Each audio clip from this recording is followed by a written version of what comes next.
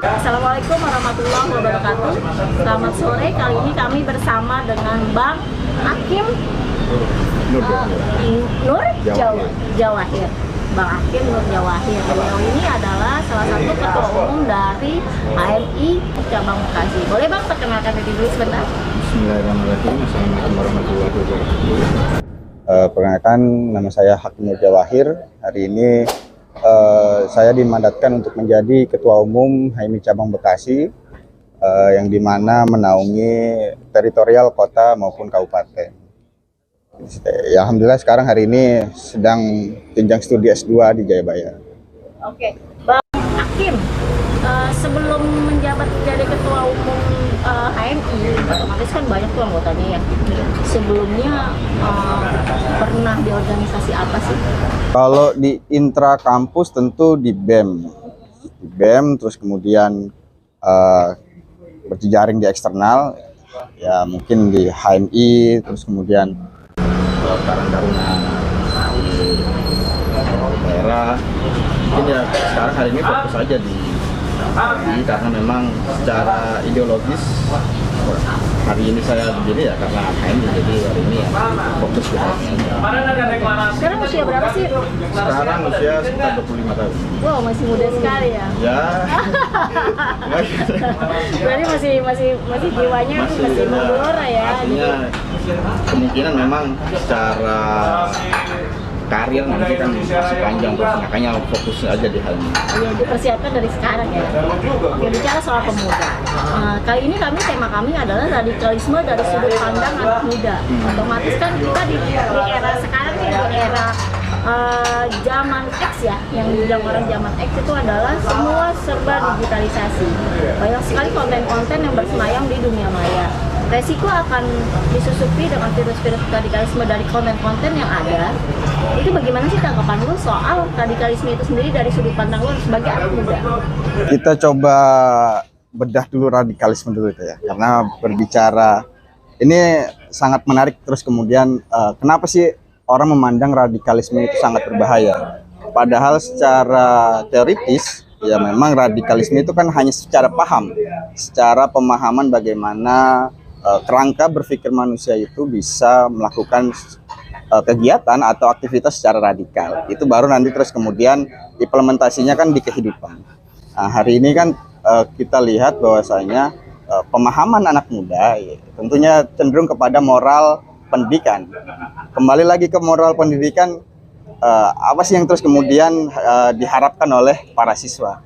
Kita melihat kondisi hari ini, COVID khususnya ya, ini lebih banyaknya justru cenderung kepada mendorong proses percepatan digitalisasi. Nah, saya kira ini ada tentu poin plus dan minusnya ya, bicara digitalisasi ini. Tadi khususnya terhadap penggunaan media sosial. Jadi saya kira kalau misalkan siswa ini hari ini berbicara tentang radikalisme ya, bagaimana penanaman pendidikan itu khususnya di rumah ya. Hari ini kan karena semuanya berada di rumah ya, saya kira mungkin lingkungan keluarga yang terus kemudian membantu siswa ini atau anak-anak muda yang sedang mengalami proses pembelajaran ini bisa dibantu lebih. Mungkin itu sih. Kalau dari teman-teman HMI sendiri, ada nggak sih edukasi sendiri, edukasi eksklusif tentang pemahaman radikalisme dan pemahaman nasionalisme gitu? Hari ini HMI tentu dalam proses percepatan digitalisasi juga secara kelembagaan. Artinya apa? Kita juga mencoba beradaptasi dengan situasi yang ada.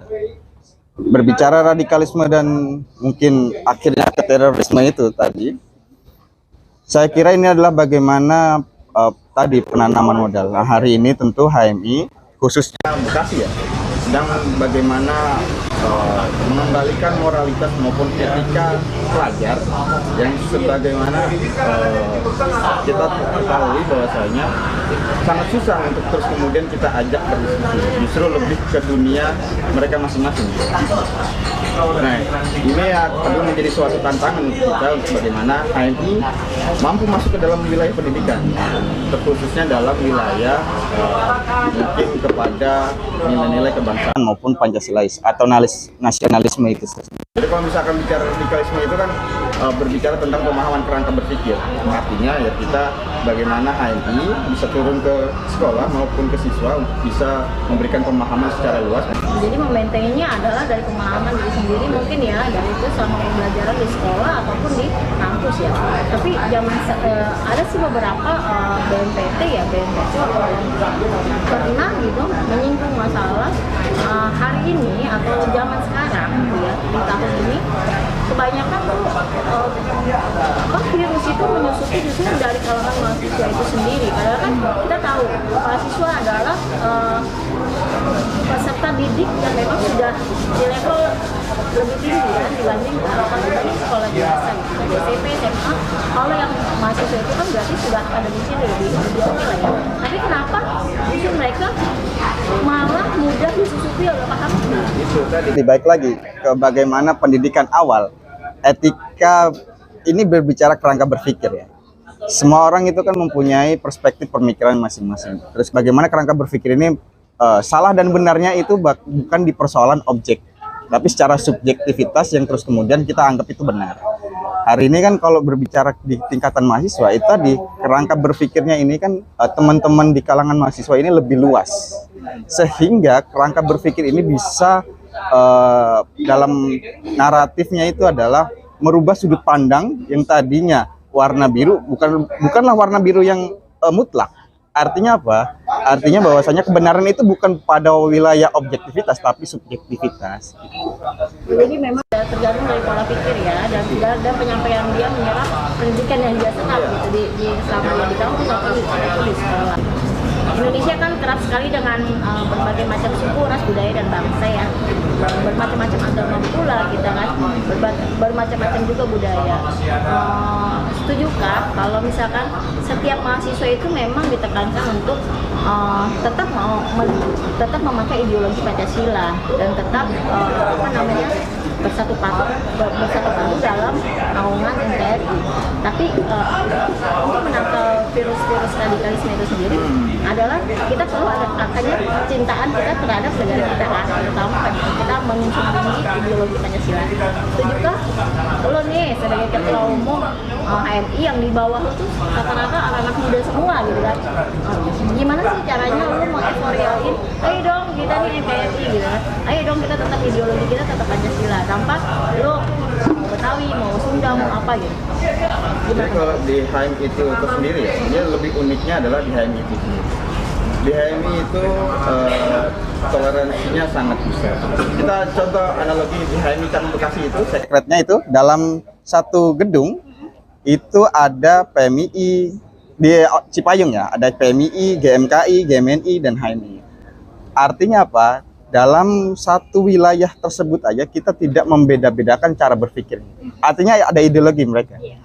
Toleransi kita dalam berpikir, dalam mempercayai kepercayaan itu sangat besar. Apalagi di HMI. Saya kira menjadi ada I-nya ya, Islam. Yang terus kemudian kita berasumsi bahwasanya Islamnya ini tuh bukan Islam yang terus kemudian melabelkan, mohon maaf, NU, Muhammadiyah. Artinya kita memiliki paham bahwasanya Islam kita adalah secara universal yang terus kemudian dibawa, yang diberikan Allah, yang dibawakan oleh Nabi Muhammad.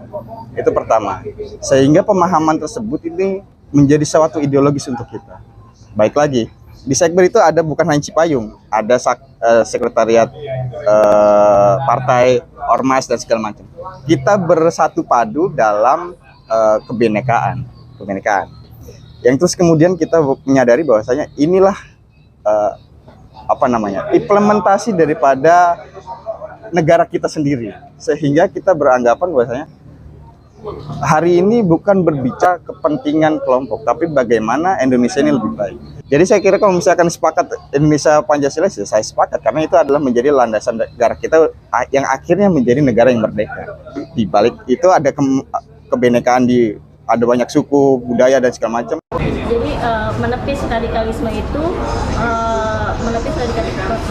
itu adalah dari pola pikir ya, dari pola pikir, maupun dia pendidik atau dia yang dididik, tetap dari pola pikir, dan tidak mengkotak-kotakan Islam itu tidak mengkotak-kotakan agama atau pola paham-paham ya. Tapi Islam itu adalah, kalau ini menurut saya, kalau Islam itu adalah Islam rahmatan lil alamin. Kita memang walaupun kita berbeda pendapat, walaupun kita berbeda paham, tetapi kita adalah Indonesia. Gitu. Pesan sedikit terhadap masyarakat luas ya, publik juga akhirnya bisa, saya kira hari ini lebih cerdas lah untuk bagaimana memilah dan memilih informasi yang didapat.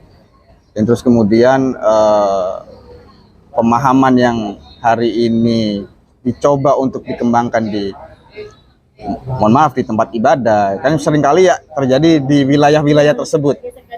Gesekan tersebut justru malah berada di wilayah-wilayah tempat ibadah. Ya, saya kira hari ini masyarakat Indonesia khususnya itu lebih cerdas dalam memahami dan menerima informasi yang didapat dengan apa tadi?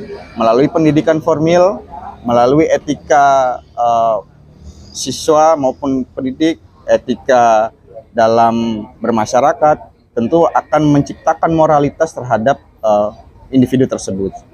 Jadi etika menuntut pada moralitas ya. Kita berangkat dari diri sendiri, dari keluarga kita sendiri, dan apa yang kita pikirkan belum tentu apa yang sejalan dengan apa yang ada di lapangan ya Bang. Terus satu lagi adalah saring sebelum sharing mungkin ya. Saring sebelum sharing. Informasi yang ada di dunia maya jangan kita telan mentah-mentah, tapi di sharing dulu, dimaknai dulu, baru kita memilih konten tersebut. Jadi timbul radikalisme itu bisa kita tepis dari diri kita sendiri dan dari pola pikir.